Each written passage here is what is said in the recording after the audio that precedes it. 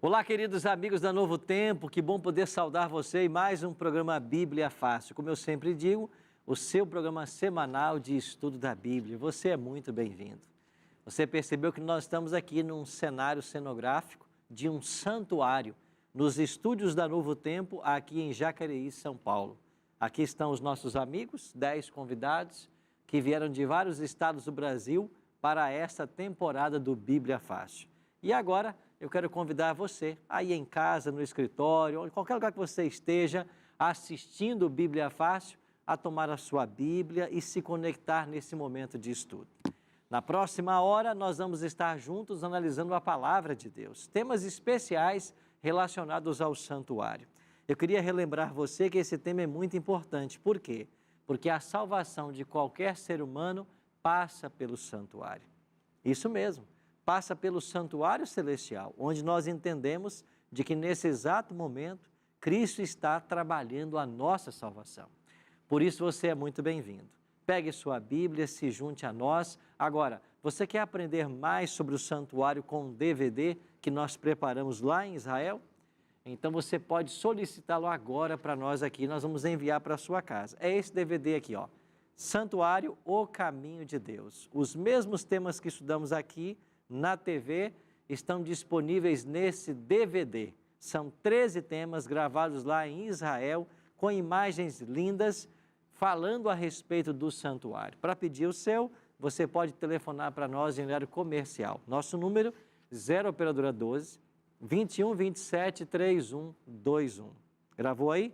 12 21 27 3121. Agora, se você está aí com o seu celular, seu smartphone na mão, você tem o WhatsApp, você pode pedir pelo WhatsApp. Basta você salvar o nosso número na sua agenda aí. 12 98100 1425. 12 98100 1425. E se você está navegando na internet, você pode acessar o nosso site, novotempo.com/Bíblia Fácil. Ali você vai encontrar o local de preencher o formulário para receber esse DVD na sua casa. Aproveitando, falando no site, novotempo.com/Bíblia Fácil, se você quiser estar aqui entre os convidados do programa, você pode vir, faça a sua inscrição lá no site, você pode ser um dos 10 selecionados para a próxima gravação. A cada trimestre, nós gravamos o programa aqui em Jacareí e você pode estar aqui conosco, lembrando que todas as despesas são pagas pela Novo Tempo.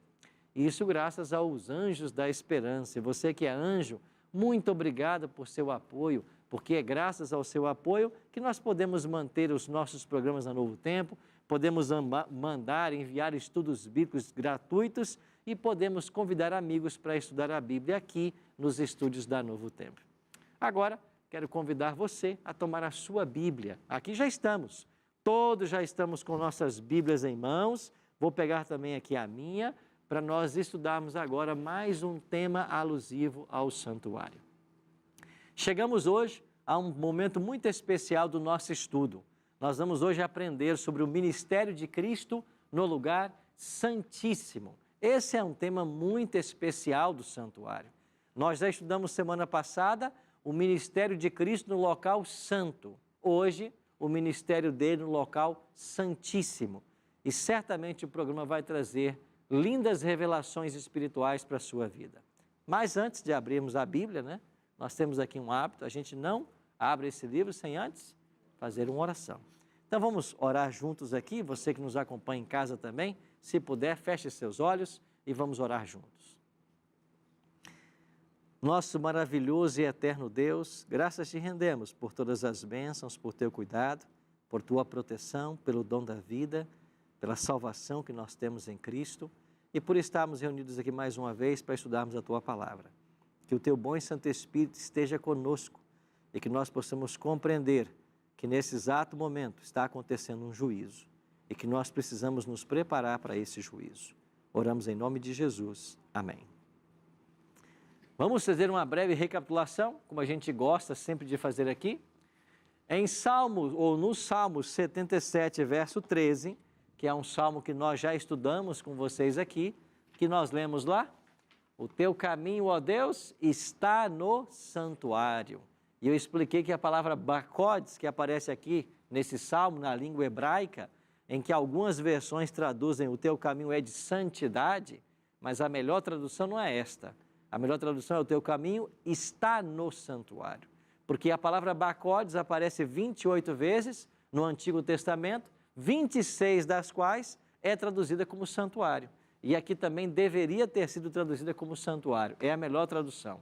A Almeida, corrigida, revista e fiel, traduziu assim: o teu caminho, ó Deus, está no santuário. Que Deus é tão grande como o nosso Deus? Então esta é uma boa tradução. Nós podemos dizer metaforicamente que o caminho de Jesus está no santuário. Isso quer dizer que Jesus viria para percorrer todo esse caminho. Nós dissemos que na encarnação, de acordo com João 1,14, o Verbo se fez carne e tabernaculou entre nós. Essa é a ideia da palavra grega eskenosen. O Verbo habitou entre nós, foi traduzido assim, mas no pé da letra seria: o Verbo armou a sua tenda, tabernaculou, montou o seu tabernáculo entre nós.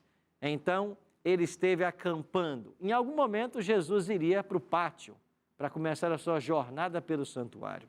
E nós entendemos que aos 30 anos, quando ele se dirige ao Rio Jordão para ser batizado, nós temos uma alusão ao móvel da pia que havia aqui no santo. 3 anos depois, para ser exatos, 3 anos e meio depois, Cristo sai do batismo e é levado até o Calvário. O ministério de Cristo durou 3 anos e 6 meses, de acordo com a profecia de Daniel capítulo 9. Lembra? Daniel 9, 27? Ele fará firme aliança com muitos por 1 semana, 7 anos. Mas na metade da semana fará cessar o sacrifício contínuo e a oferta de manjares. Como Jesus deu fim a todo o sistema sacrificial do Antigo Testamento? Morrendo sobre a cruz. Então, todos os sacrifícios que apontavam para ele se cumpriram. E é por isso que quando Jesus morre, o véu do santuário, que separava o santo do santíssimo, rasgou-se de alto a baixo. E por que a Bíblia diz que ele rasgou-se de alto a baixo? Para ficar claro que não foi obra humana. Porque se fosse obra humana, teria rasgado de baixo para cima. Mas o véu rasgou-se de alto a baixo, para dizer que foi uma obra divina. No exato momento que Cristo morre na cruz, sexta-feira, 3 horas da tarde, o véu se rasgou. Por quê? Porque não mais precisamos de um santuário. Não mais temos que trazer animais para oferecer pelo perdão do pecado. Porque o Cordeiro de Deus que tira o pecado do mundo acabou de ser imolado. Então a lei cerimonial cumpriu o seu papel. Por isso ela deixou de ter validade. Cumpriu o seu papel. Cristo veio. Por milênios ela apontou para esse momento. E quando ele veio, então teve fim esta lei cerimonial. Agora Cristo deveria em algum momento sair do altar de holocausto, continuando sua caminhada pelo santuário, e entrar no primeiro compartimento. E nós vimos semana passada que isso aconteceu após a ascensão dele, 50 dias depois da ressurreição, na sua ascensão final. João 7,39 diz: isto ele disse com respeito ao Espírito que haviam de receber os que nele crescem, pois o Espírito até aquele momento não fora dado, porque Jesus não havia ainda sido glorificado. No momento em que Jesus é glorificado lá nos céus, ele envia o Espírito Santo, e isso aconteceu no dia de Pentecostes. Então nós podemos concluir que no ano 31, no dia de Pentecostes, naquele domingo, Jesus começou a atuar no santuário como nosso sacerdote. E como na sua função sacerdotal, ele é o advogado, ele quem perdoa pecados. Agora, em algum momento, continuando sua caminhada pelo santuário, Jesus deveria deixar o santo e ir para o santíssimo. Deixar a função sacerdotal e assumir a função sumo sacerdotal. porque todos os tipos e cerimônias do santuário apontavam para o futuro, para o ministério de Cristo. Então, a pergunta que nós temos que responder hoje é: quando é que Jesus tornar-se-ia sumo sacerdote? E para responder essa pergunta, nós temos que voltar lá para o dia da expiação e entender o ritual da expiação, o papel do sumo sacerdote, para então compreender como que se processa isto no ministério de Jesus. Então vamos voltar ao ritual da expiação, Levítico 23. Abra sua Bíblia comigo. Você que está em casa também, pega a sua Bíblia. Vamos juntos descobrir essas verdades tão especiais para os dias atuais. Vamos analisar agora o dia da expiação. Levítico capítulo 23, verso 27 em diante, página 91, não é isso? Página 90. Olha aí o verso 26 em diante, né? O dia da expiação. Disse mais o Senhor a Moisés: mas aos 10 deste mês, ou do mês sétimo, será o dia da expiação. Tereis santa convocação e afligireis a vossa alma. Trareis ofertas queimadas ao Senhor. Nesse mesmo dia nenhuma obra fareis, porque é o dia da expiação, para fazer expiação por vós perante o Senhor vosso Deus. Porque toda alma que nesse dia se não afligir, será eliminada do seu povo. Qual era o dia da expiação? 10º dia do 7º mês. Como se chamava o 7º mês? Tishri, no calendário hebreu. Então, no dia 10 de Tishri, era o dia da expiação. Esta era a sexta festa celebrada em Israel. Nesse dia entrava em cena a mais alta autoridade religiosa da nação, o sumo sacerdote. Ele acordava, matava um carneiro em oferta pelo seu pecado e depois se dirigia até o santuário para começar um ritual. Nesse ritual havia a purificação, primeiro dele, do sumo sacerdote, depois do povo de Israel e do próprio santuário. O santuário estava poluído por pecados que foram transferidos ao longo do ano. E então o dia da expiação era um dia de purificação dos registros dos pecados. O pecador vinha até o santuário, confessava o seu pecado, matava o animal, o seu pecado simbolicamente saía dele para o animal e do animal para o santuário. O pecador ia embora perdoado, mas o pecado dele ficava registrado no santuário. E uma vez por ano era necessário purificar esse santuário. Era uma obra de juízo. Então, o dia da expiação era uma obra de juízo. Entender o dia da expiação é fundamental para entender o que Jesus faria em algum momento do seu ministério. Pastor Wilson. Pastor, só para deixar registrado, esses pecados é tudo no mundo espiritual. Claro que ia deixar lá. Agora, os do mundo físico ia pagar para o mundo físico, correto? Não havia um registro escrito do que a pessoa havia feito aqui. Havia um simbolismo, havia a confissão do pecado perante o sacerdote. O sacerdote não anotava que tipo de pecado ele havia cometido. E então esse registro do pecado, claro, estamos falando de coisas espirituais, era então era levado para o santuário, através do sangue ou da carne comida pelo sacerdote. Se nós olharmos para hoje, é de igual maneira. Quando as pessoas pecam, o nosso pecado também é registrado. A Bíblia fala de livros de registros. Esses livros de registros estão anotando todas as obras humanas. E nós vamos ler aqui textos hoje que falando sobre o dia em que os livros serão abertos, os registros serão analisados e então o juízo vai acontecer. Ok? Viviane? Pastor, só para entender, o povo ele ia, levava o cordeiro, aí confessava os pecados para Deus ou para o sacerdote? Diante do sacerdote, ele que era o ficava representante de Deus ali naquele momento. Aí ele ficava próximo, a pessoa falava sobre o seu pecado. Com a mão na cabeça do animal, e confessava o pecado. E aí pedia perdão. Aí confessava o seu pecado, pedia perdão a Deus, matava o animal. Aí o sacerdote agora pegava o animal, o sangue do animal e fazia o ritual para que a pessoa fosse perdoada, mas o pecado ia registrado no santuário. Então a pessoa recebeu perdão, mas o registro ficou no santuário e um dia o registro tem que ser apagado. Então o santuário era contaminado pelo registro do pecado. Da mesma forma acontece hoje. Não tem pecado no céu. O que é que tem no santuário celestial? É registro de pecado. Então lá estão registrados os pecados dos homens. Não tem pecado lá, tem registro de pecado. E é esse registro que tem que ser apagado. Agora, por que é que havia o registro aqui no santuário terrestre e por que é que o nosso pecado hoje é registrado também nos livros de registro? Porque haverá um dia do juízo. E o que vai acontecer no dia do juízo, como acontecia no dia da expiação? É para saber se a pessoa que confessou esse pecado abandonou esse pecado. Se o pecado que nós cometemos foi solicitado perdão, se houve arrependimento ou não. Então, toda vez que nós pecamos, o registro vai para o santuário. Agora, o dia do juízo vai acontecer para saber o seguinte: estes pecados que fulano cometeu, ele se arrependeu deles? Houve o perdão para esse pecado? Então, essa é a questão. Ailton. Pastor, o Salmos capítulo 24 fala sobre levantai, ó portas, as vossas cabeças. Para que entre o Rei da Glória. Esse acontecimento foi quando ele foi glorificado e entrou no santuário.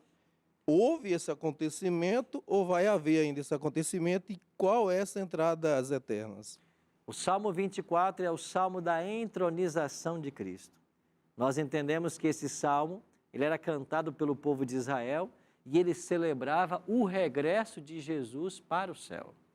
Então Jesus foi enviado à terra, se encarnou, morou entre nós 33 anos e quando ele volta para os céus, acontece o Salmo 24. Então lá tem anjos cantando, né? Levantai-vos, ó portais eternos, para que entre o Rei da Glória. Os outros anjos perguntam, mas quem é o Rei da Glória? O Senhor, forte e poderoso nas batalhas. Ele é o Rei da Glória. Então aquilo ali é o salmo da chegada de Cristo da terra. Ele está sendo entronizado no santuário celestial. É um dos salmos mais lindos da Bíblia. Lauriane? Pastor, é uma dúvida que eu acho que é de muitas pessoas que estão assistindo também. Depois que Jesus veio, o único que nós devemos confessar os nossos pecados é Jesus, né? Não nós confessamos mais para ninguém, apenas para Jesus, sacerdote nenhum, né? Aí que está, é boa a sua pergunta, porque hoje o que acontece? Alguns querem manter esse sacerdócio do santuário. Essa tipologia foi cumprida, mas alguns querem manter esse sistema ensinando as pessoas a irem até o sacerdote confessar o seu pecado. Não, eu confesso o meu pecado é a Deus. Por quê? Porque hoje nós temos um advogado junto ao Pai. Então, hoje, quem é que recebe confissão de pecados? É Cristo. Quem é que pode perdoar pecados? É Cristo. Por isso, Paulo diz assim, não existe outro nome dado entre os homens. É Cristo somente. Só Ele que é o nosso intercessor. Demeval? É interessante que, naquela época, o pecador, ele escolhia entre confessar ou morrer. Porque se ele não confessasse, ele seria exterminado. Hoje o indivíduo peca e confessa se quiser, porque a punição será no futuro, né? Então, naquela época, o indivíduo pecava, ele deveria confessar, levar a oferta, porque senão seria exterminado. Havia alguns momentos, algumas atitudes em que ele era exterminado pelo próprio povo de Israel. Por exemplo, no dia da expiação, se ele não estivesse ali em contrição, se ele não afligisse a alma, mas se ele estivesse descuidado, se ele blasfemasse da cerimônia, o próprio povo de Israel matava. Ele teria que ser eliminado, certo? Agora, se ele estivesse ali participando de toda a cerimônia normalmente, mas o coração dele longe daquilo e tudo mais, ele também não era beneficiado, mas só que ele não morria imediatamente, mas a salvação dele seria comprometida, né? No futuro. Pastor Wilson. Eu queria que o senhor comentasse um pouco, quando diz a Bíblia, diz assim, confessai um aos outros. Muito boa a sua pergunta. Nós só temos que confessar nosso pecado a Cristo, certo? Agora, a Bíblia também diz que eu tenho que confessar os pecados uns aos outros. Quando é que eu confesso o pecado ao meu semelhante? quando eu peco contra o meu semelhante. Então, por exemplo, se eu ofendi você em algum momento, eu tenho que procurar você para confessar o meu pecado. Se você me ofendeu, você tem que me procurar. Aí a Bíblia diz, perdoai-vos uns aos outros. Então, quando é que eu confesso o meu pecado ao semelhante? Quando eu peco contra ele. Agora, o pecado que eu cometo contra Deus, eu vou procurar algum semelhante para confessá-lo? Então, o pecado tem uma dimensão vertical e uma dimensão horizontal. Qual é a dimensão vertical? Quando você peca, qualquer pecado, você tem que confessar a Deus. E quando você peca ofendendo ao próximo, aí a confissão tem que ser com o próximo. Porque Jesus falou assim, quando você trouxer a sua oferta, mas você tem um problema não resolvido, deixa aí a sua oferta, vá lá e acerta a vida com seu irmão e depois traz a oferta. Então é nesse aspecto que eu tenho que confessar o pecado um ao outro. Então eu tenho que pedir perdão a quem eu ofendi. Agora, ir até um sacerdote, em qualquer situação de pecado, para que ele me perdoe, isso é um retrocesso ao Antigo Testamento, uma lei que não tem mais função. Ok? Avancemos então. No dia da expiação, 10º dia do 7º mês, era juiz em Israel. E esta festa apontava para quê? Ela apontava para o sacrifício completo de Cristo, realizado na cruz do Calvário, mas os registros dos pecados permaneceram no santuário. E agora uma obra de purificação tem que ser feita. A obra de juízo que vai ser realizada por Jesus, quando ela terminar, ele voltará à terra. Ou seja, a obra de Jesus como sumo sacerdote é a sua última obra antes de voltar à terra. Semana que vem, nós vamos estudar sobre o fim do ministério de Cristo no santuário.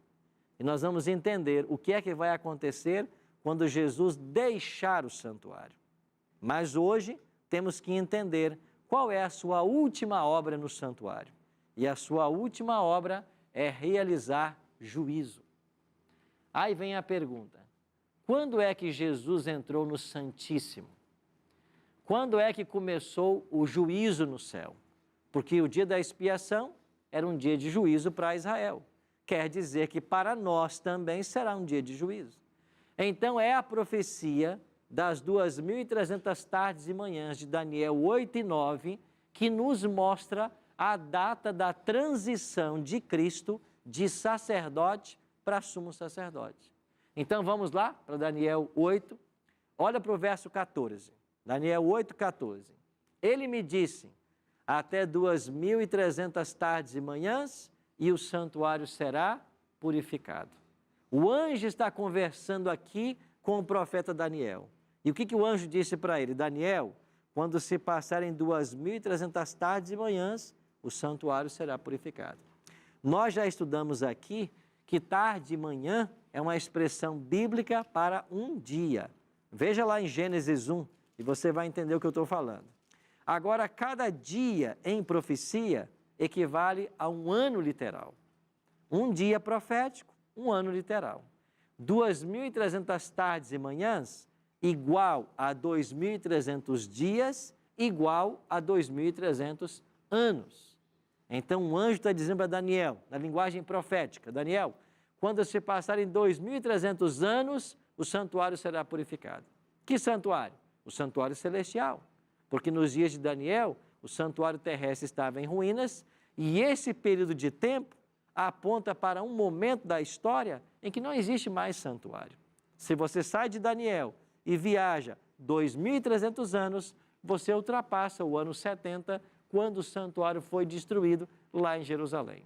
Então o anjo só pode estar falando do santuário celestial. Agora, qual é o evento que marca o início desse tempo profético?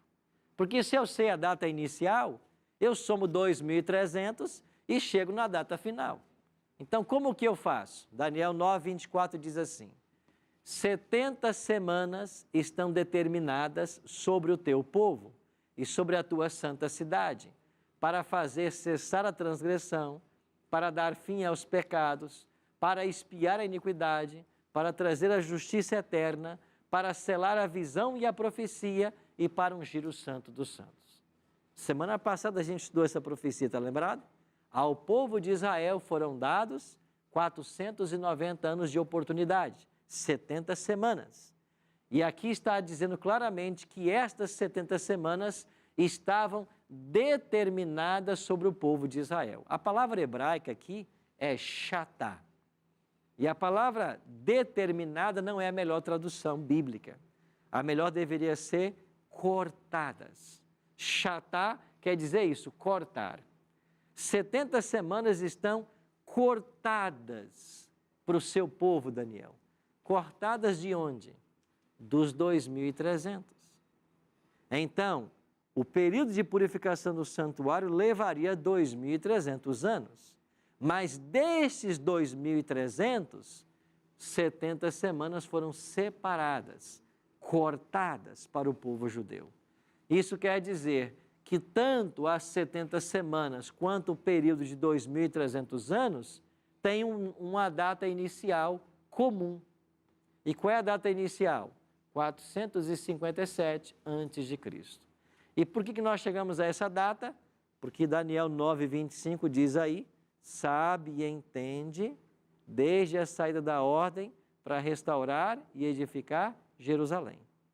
Então, esta ordem para restaurar e edificar Jerusalém aparece no livro de Esdras e lá diz claramente que esse decreto veio primeiro com Ciro, depois Dario e depois Artaxerxes. Esdras 1, 6 e 7. E Esdras 6:14 menciona os 3 decretos juntos.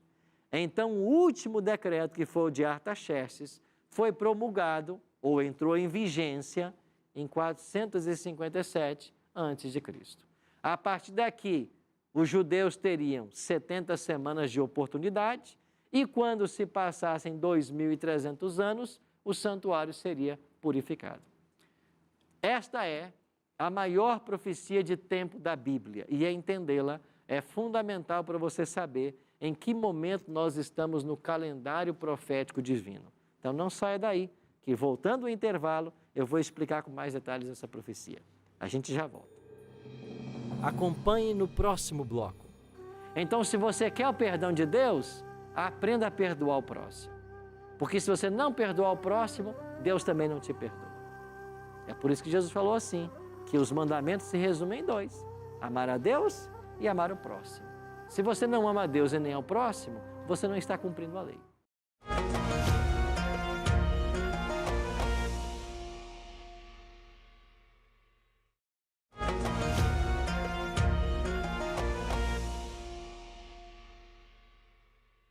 Estamos de volta com o programa Bíblia Fácil. Eu quero motivar você a pedir o nosso DVD. É um presente para você. Lindas imagens gravadas lá no Parque Nacional de Timna, em Israel, também em Jerusalém, também em Siló, também no Mar Morto. Lindas imagens. Um presente para você. Vai ficar aparecendo aqui ao longo do programa a legenda com telefone, com WhatsApp, com site. Não deixe de pedir o seu. Nós mandamos para a sua casa gratuitamente. Quando terminamos o primeiro bloco, tínhamos uma pergunta aqui da minha amiga Rogéria. Pois não, Rogéria? Quando você peca contra o próximo, só ele pode nos perdoar ou Jesus pode fazer isso? Porque, segunda pergunta, quando você pede perdão a alguém e ele não te perdoa, e aí como fica? Quando a gente peca, todo pecado ele é ofensivo a Deus. Agora, é lógico concordar que nós temos pecados que são mais ofensivos ou menos ofensivos, ou pelo menos nas suas consequências são maiores ou menores, certo? A pessoa contou uma mentira, pecou. Isso é errado, é ofensivo a Deus. A pessoa tirou uma vida, isso é errado, é ofensivo a Deus. Agora, você concorda que esses pecados têm consequências bem diferentes? Você contar uma mentira é errado. Mas tirar uma vida é muito mais errado. Então, todo pecado é ofensivo a Deus. Por isso, temos que pedir perdão a Ele. Tem pecados que se relacionam só com você e Deus. Quer ver uma coisa? Não farás para ti imagem de escultura. Aí eu vou lá e faço uma imagem e fico adorando. Eu pequei contra alguém? Eu pequei contra Deus. O pecado da idolatria envolve o próximo? Não. É você e Deus. Então você vai e pede perdão a Deus. Agora você foi e falou mal do seu irmão. Você pecou contra ele. Ao falar mal do irmão, você também pecou contra Deus. Você tem que pedir perdão a Deus e tem que pedir perdão ao irmão. Agora, eu pedi perdão ao irmão porque eu me arrependi. Agora, ele não quer me dar o perdão. Aí é problema dele. Porque no momento que eu confesso o meu pecado e peço perdão, Deus nos perdoa. Agora, se o próximo vai perdoar ou não, aí é problema dele. Por quê? Porque se o próximo não me perdoa, Deus também não vai perdoá-lo.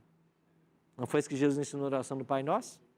Perdoe as nossas dívidas, assim como perdoamos aos nossos devedores. Então, quem não perdoa o próximo, não pode esperar que Deus o perdoe. Aí vai uma mensagem para mim e para você. Eu e você somos ofendidos, claro que somos.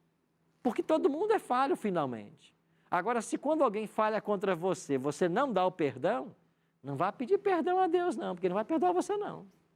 Não adianta não. Deus condicionou isso. Então, se você quer o perdão de Deus, aprenda a perdoar o próximo.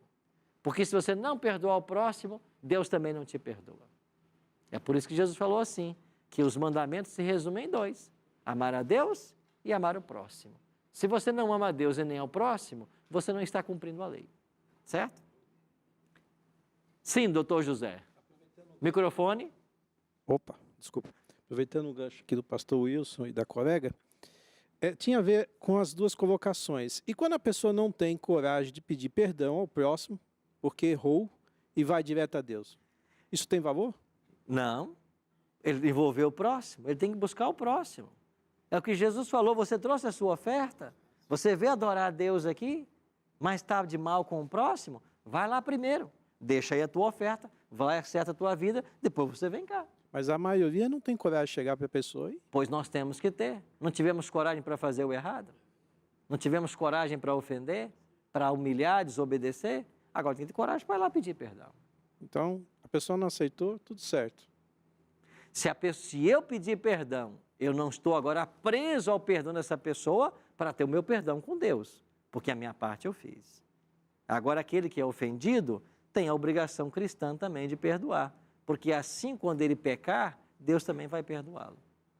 Viviane.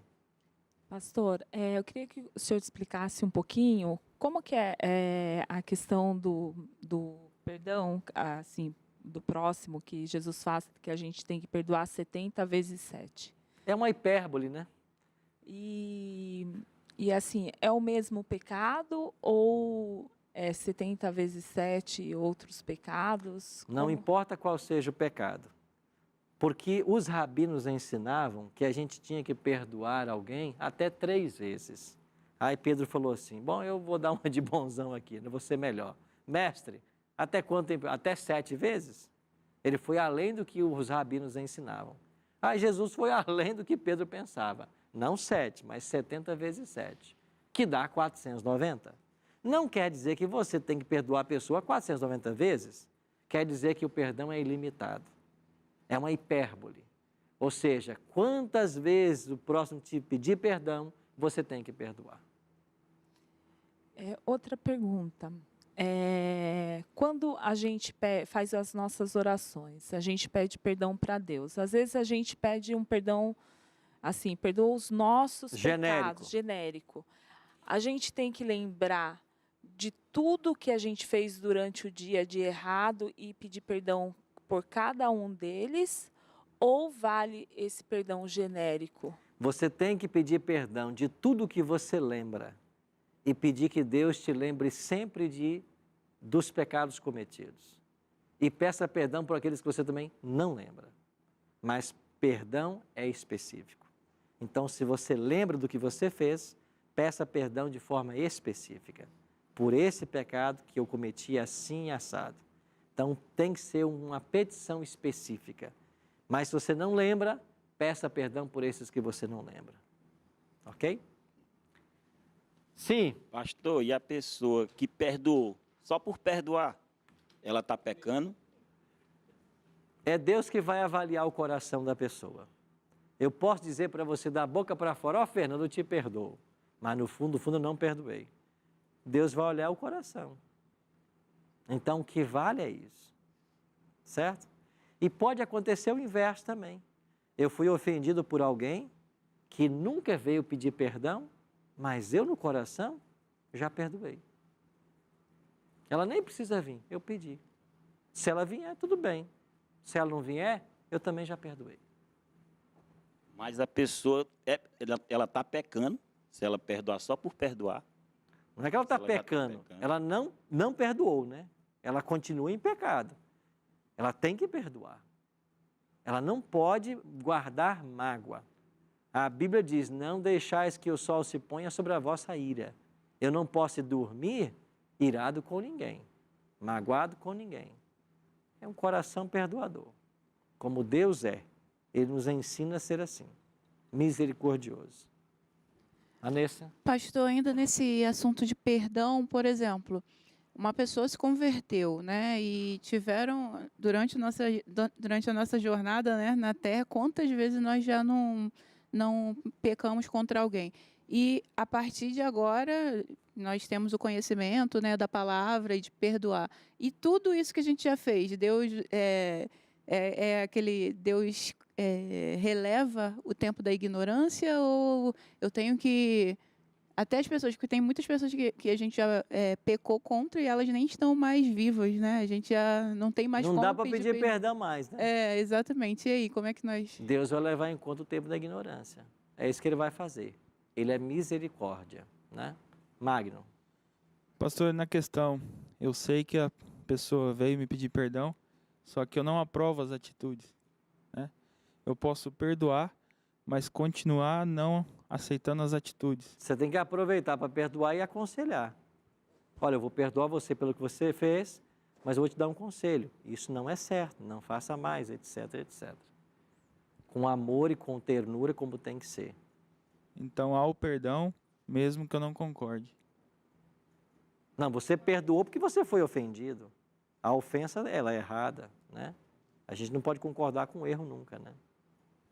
Vamos avançar então aqui, para tentar entender rapidamente o último aqui sobre o perdão, que delongou até mais. Perdão e esquecimento. Eu perdoo, mas eu não me esqueço, eu não tenho mal de Alzheimer. Né? Eu perdoei o indivíduo, mas eu me lembro. Digamos, o indivíduo me deve, eu perdoo, mas ele vai voltar a me comprar? Não, eu não vou vender, porque ele, no passado, me perdoou. Então, perdão não quer dizer esquecimento. Necessariamente não quer dizer esquecimento, mas aí está a grandeza do perdão. Você não esqueceu o que a pessoa fez, mas você não tem mais nada contra ela, porque você a perdoou. O perdão é muito mais além do que isso, né? É muito mais profundo. 70 semanas e 2.300 anos começam na mesma data. As 70 semanas, como já estudadas, nos leva ao ano 34, apedrejamento de Estevão. Aqui terminou o tempo de graça para o povo judeu. Agora, se o período das 70 semanas ou 490 anos foram cortados, separados dos 2.300, é só agora eu fazer uma conta. Basta eu pegar agora o período de 2.300 anos, subtrair dele os 490 que foram destinados ao povo judeu. Quantos anos faltam para o santuário ser purificado? 1810. Entenderam a conta que eu fiz?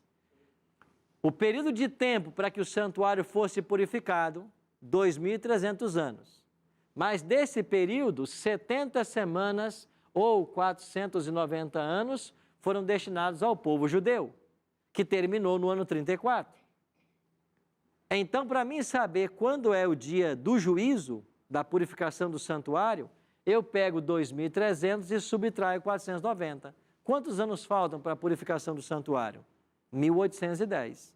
Se eu estou no ano 34, o ano do apedrejamento de Estevão, e somo agora 1.810 anos, que é o que faltam ainda, eu vou chegar a que ano? 1844. É assim que nós chegamos ao dia da expiação.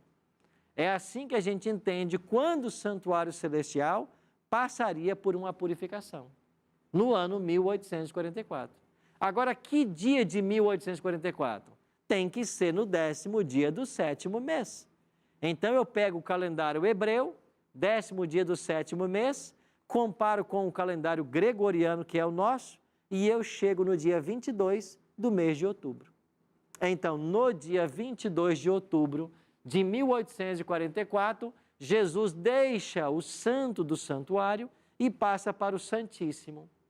Por isso Paulo escreveu, porque importa que todos nós compareçamos perante o tribunal de Cristo, para que cada um receba segundo o bem ou o mal que tiver feito por meio do corpo. Nós somos salvos pela graça, mas o juízo será pelas obras. Entendeu isso? Cada um vai receber pelo bem ou pelo mal que fez por meio do corpo. Nós vamos ser julgados pelas nossas obras. Então, se as obras foram boas, mostra que a pessoa está salva. Se as obras foram más, mostra que a pessoa está perdida. Obra não salva ninguém. Ela apenas identifica quem está salvo. Ailton. Pastor, no livro lá... Mais perto do microfone. Pastor, no livro de João, acho que acredito que capítulo 1 fala sobre Jesus. Ele veio para o que era seus e os seus não rejeitaram, né? E todos os quantos receberam, deu-lhe o poder de serem feitos filhos de Deus. Alguma coisa assim. O tempo da graça foi alcançado ali de Jesus, até Estevão, para os hebreus. Na realidade, para o povo de Israel, não é de Jesus a Estevão. Começou lá no decreto de Artaxerxes. Vocês vão ter 490 anos a partir do decreto de restaurar Jerusalém. Ah, entendi. Então, eles estavam vivendo como nação escolhida de Deus, mas eles caíram nos pecados, se afastaram de Deus. Foram até parar em Babilônia por causa dos pecados. E o anjo diz para Daniel, Daniel, o céu ainda vai dar para o povo de Israel 490 anos para vocês se arrependerem. Mas se nesse período ainda não houver arrependimento, vocês deixarão de ser o povo escolhido. No apedrejamento de Estevão, então, a porta da graça se fechou para o povo? Não é que a porta da graça se fechou. A nação que fora escolhida por Deus não é mais a nação escolhida. Agora, qualquer israelita tem salvação normalmente, individual. O que aconteceu lá não foi que acabou o tempo de graça para os indivíduos. É a nação que deixou de ser a nação escolhida por Deus. Entendi. Deus tinha uma nação no Antigo Testamento. O povo de Deus no Antigo Testamento não eram os filisteus, não eram os jebuseus, não eram os amonitas, não eram. Era Israel. E Deus queria usar Israel para evangelizar o mundo. Ser parte da família de Deus no Antigo Testamento era ser israelita, por nascimento ou por circuncisão. Só que no ano 34, esse privilégio agora de nação escolhida foi estendido a todos os povos. E aí você tem Paulo, o homem que vai levar o evangelho para os gentios. O evangelho foi dado aos gentios. Agora, como indivíduo, a salvação deles prosseguiu normalmente. Aquele que aceitava o Messias vindouro, cria na vinda dele, esse teria o perdão dos pecados e a salvação, normalmente. Entendi. Ok? Então, eu e você vamos ter que comparecer perante o tribunal de Cristo. Agora, escute uma coisa, você que está em casa me assistindo. Você já percebeu que a maioria das igrejas não ensina sobre isso? E por que não ensina? Porque grande parte das igrejas hoje querem reunir os seus membros para apenas ficar alisando o ego. Apenas trazer as notícias felizes, mas não falar de compromisso, não falar de responsabilidade. Mas o cristianismo é responsabilidade. Jesus falou assim, quem quiser vir após mim, primeiro, negue-se a si mesmo. Depois, toma a sua cruz e siga-me. Então não existe essa história de um cristianismo oba-oba, né? A gente vai para a igreja, canta, canta e vai para casa. E ninguém está se importando se você é dizimista, se você vive amaziado, se você é casado não é, se você está em adultério, se você bebe ou fuma, se você usa droga. Não. Importante é que todo mundo dê o dízimo, né? Aí a igreja fica satisfeita. Desde que dê o dízimo, está bem. Não é isso. Cristianismo não é isso. Há um ensino da palavra. Quer o céu? Aqui é a palavra, para te mostrar o céu. Não é do seu jeito. Ah, não, cada um vive do jeito que quer. Não, a Bíblia não ensina isso, não. Há um juízo, ó. E por que vai haver o juízo? Porque todo nome vai ser analisado, caso por caso. Eclesiastes 12, 13 e 14. Olha o que diz a Bíblia. De tudo o que se tem ouvido, a suma é: teme a Deus e guarda o que? Os seus mandamentos. Porque isto é o quê? É o quê, amigos? Dever de todo homem. Guardar os mandamentos é dever. Porque Deus há de trazer a juízo o quê? Todas as obras. Até as que estão o quê? Quer sejam boas, quer sejam, Deus vai trazer juízo. A tua igreja está ensinando isso? Que haverá um juízo um dia, o nosso nome vai passar em revistas, que há uma lei que vai ser usada para a norma do juízo. A tua igreja está ensinando que a lei de Deus vai ser a norma do juízo. Você aprende isso na sua igreja? A tua igreja está abrindo a Bíblia com você, lá em Êxodo capítulo 20, versos 3 a 17, está ensinando a lei de Deus para você, os 10 mandamentos? Porque se você não está aprendendo isso, você não está preparado para o juízo. Juízo esse que já começou há mais de 175 anos. Começou lá em 1844. Nós estamos sendo julgados. Então eu tenho que ensinar isso. Nós somos salvos pela graça. A graça de Cristo nos salvou, ela nos alcançou. Cristo morreu para pagar o nosso pecado. Eu sou salvo pela graça. Mas agora que eu fui salvo, eu tenho que viver nessa graça, em obediência à lei. Por quê? Porque quando o juízo se estabelecer, é a lei de Deus que vai ser usada como parâmetro, como norma. E como Deus vai julgar? Não terás outro Deus diante de mim. Você teve outros deuses diante de mim? Não farás para ti imagem de escultura. Você fez imagem de escultura? Não usar o nome de Deus em vão. Você usou o nome de Deus em vão? Lembra-te de sábado para santificar. Você guardou o sábado? Honra pai e mãe. Você honrou seu pai e sua mãe? Não matar, não adulterar, não roubar, não dizer falso testemunho, não cobiçar. Você viveu isso? Ah, Deus, eu nem sabia. O pastor nunca me ensinou. O pastor dizia que eu estava na graça, que eu estava debaixo da graça. E aí agora? Agora haverá choro e ranger de dentes. Então, amigo, a Novo Tempo e o Bíblia Fácil tem um compromisso muito sério com você. Ensinar a verdade para que você saiba o caminho da salvação. Agora, se você quer ir por esse caminho, aí é uma questão pessoal tua. Salvação, finalmente, é uma opção. É individual. Cada um tem que fazer a sua escolha. Agora, nós estamos aqui para dizer qual é o norte. Para dizer o que é certo e o que é errado. Agora, cada um vai fazer a sua escolha. Ah, não, eu quero continuar do meu jeito. É direito seu. Não, para mim isso aí é coisa do passado. Eu estou debaixo da graça, eu vivo do jeito que eu quiser. Tudo bem, você pode. Mas a verdade você tem que aprender. Por quê? Porque um dia nós todos seremos julgados por ela. Agora há um convite. Deus nos convida para nos achegarmos junto ao trono de graça, para acharmos misericórdia e socorro em ocasião oportuna. Qual é a única segurança que eu e você temos? Nos colocarmos nas mãos de Deus, para que Ele cuide de nós. Porque só estando nas mãos do Senhor é que nós poderemos ser libertos do pecado e salvos por Ele. Paula Chacon está conosco aqui, ela vai louvar a Deus agora. Enquanto ela cantar essa música, eu queria que você pensasse. Tenho eu entregado minha vida a Jesus? Eu estou vivendo aquilo que eu conheço da palavra? Eu estou procurando viver de acordo com a lei de Deus, que vai ser a norma do juízo, juízo esse que já começou, lá em 22 de outubro de 1844? Pensa nisso, enquanto você ouve essa canção.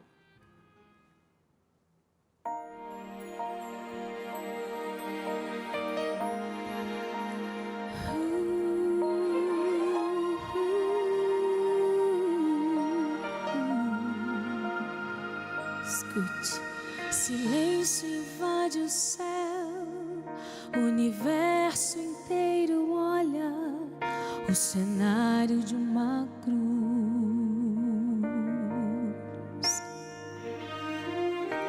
Os anjos mal conseguem crer que o próprio Deus fez-se homem pra morrer e se humilhou como um de nós. Sua glória recusou, se esvaziou calado ali, como um servo inocente ele se entregou.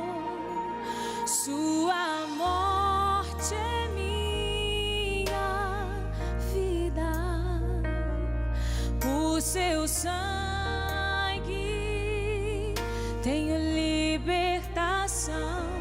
Jamais saberei o preço dos pecados que pagou. És o único Deus, meu Salvador.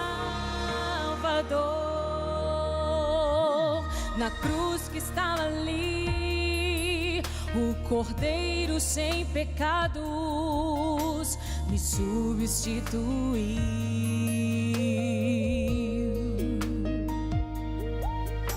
E sobre si a culpa e o mal do mundo que o recusou, ele perdoou.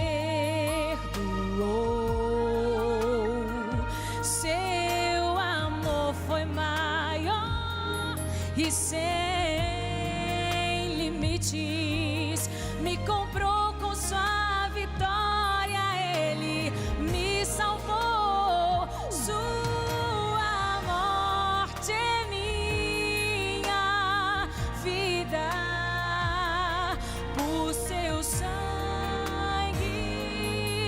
Eu tenho libertação, jamais saberei o preço dos pecados que pagou.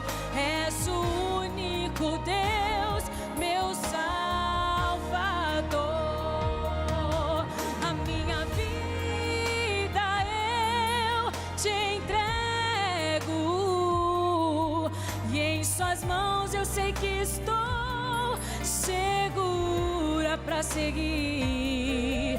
Todo mal já venceu, não mais condenação.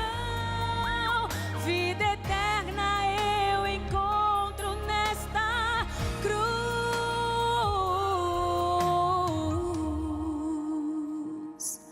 Sua morte é minha vida.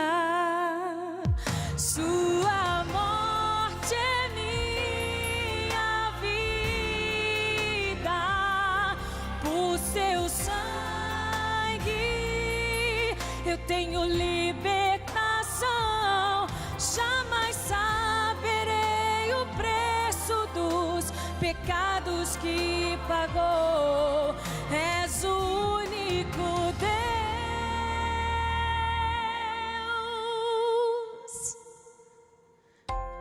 meu Salvador.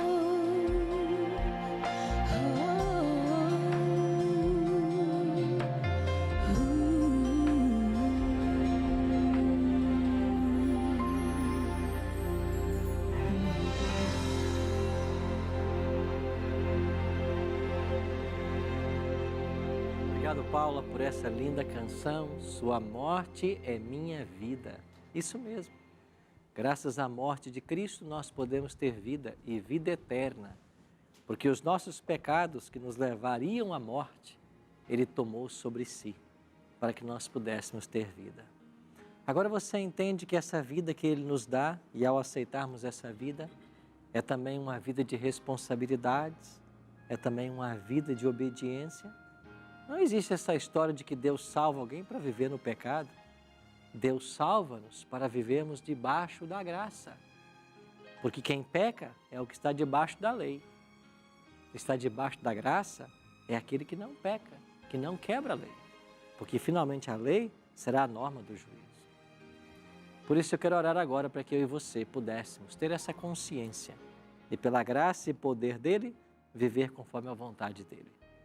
Pai Santo, abençoe a todos nós e nos prepare para o grande dia do juízo. Que Jesus seja o nosso advogado e que nós sejamos salvos, não porque haja em nós nenhum mérito, mas pela graça e pelo sacrifício que por nós ele realizou. Oramos em nome de Jesus. Amém. Semana que vem a gente se encontra para mais um estudo sobre o santuário. Eu espero você.